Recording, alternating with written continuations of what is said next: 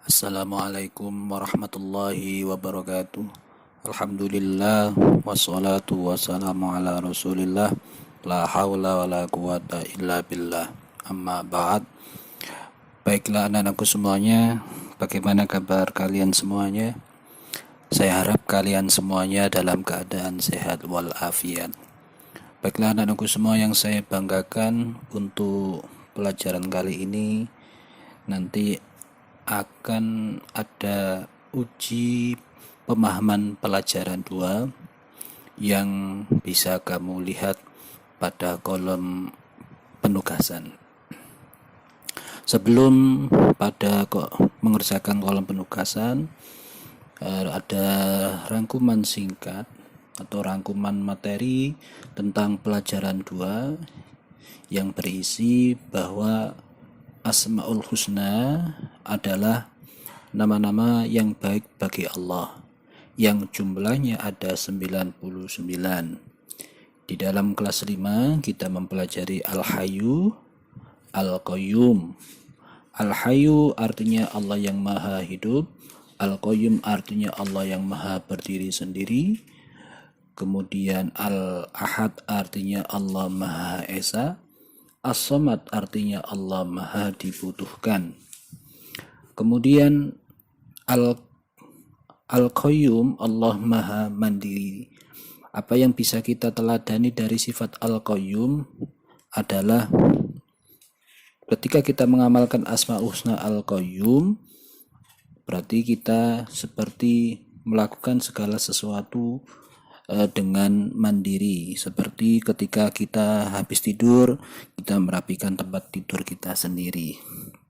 Kemudian Al-Mumit, Allah memiliki sifat Asmaul Husna Al-Mumit yang artinya Allah yang maha mematikan. Cara meneladaninya yaitu kita rajin beribadah, karena untuk bekal kita nanti ketika kita di akhirat. Kemudian ada kitab-kitab Allah. Kitab-kitab Allah yang diturunkan kepada Nabi dan Rasul ada 4, Taurat, Zabur, Injil, dan Al-Quran. Sebelum kitab Taurat ada diturunkan mushaf, diturunkan sahifah atau suhuf yang diturunkan kepada Nabi Ibrahim, Nabi Musa, dan Nabi Sid. Kitab Taurat diturunkan pada Nabi Musa pada abad ke-12. Diturunkan kepada Bani Israel yang isinya ada 10 perintah Allah yang berisi hormati dan cintai satu Allah, jangan membuat dan menyembah patung berhala, menyebut nama Allah dengan hormat, kuduskanlah hari Tuhan, yaitu hari Sabat, hari yang ke-7 setelah bekerja 6 hari dalam seminggu. Hormati ibu bapakmu, jangan membunuh, jangan berbuat zina, jangan mencuri, jangan berdusta, jangan ingin memiliki barang orang lain dengan cara yang tidak halal. Isi dari kitab Taurat antara lain adalah ajaran tauhid, nasihat kebaikan, larangan menyekutukan Allah, hukum-hukum syariah, dan kisah-kisah Nabi terdahulu. Kitab Zabur diturunkan kepada Nabi Daud alaihissalam pada abad 10 sebelum Masehi. Jadi kalau kitab Taurat 12 sebelum Masehi, kalau kitab Zabur pada abad 10 sebelum Masehi di tanah Kan'an. Isinya kitab Zabur adalah ajaran tauhid, doa dan zikir, pujian kepada Allah, dan nasihat untuk kebenaran. Sedangkan kitab Injil diturunkan pada abad 1 Masehi di daerah Yerusalem, yang dalam bahasa Yunani Injil berarti kabar selamat. Isinya adalah ajaran tauhid, hukum-hukum syariah, nasihat kebaikan, dan sejarah nabi-nabi terdahulu dan nabi akhir zaman. Yang keempat, kitab Al-Quran adalah kitab yang diturunkan kepada Nabi Muhammad SAW melalui malaikat Jibril pada abad 6 Masehi di Mekah.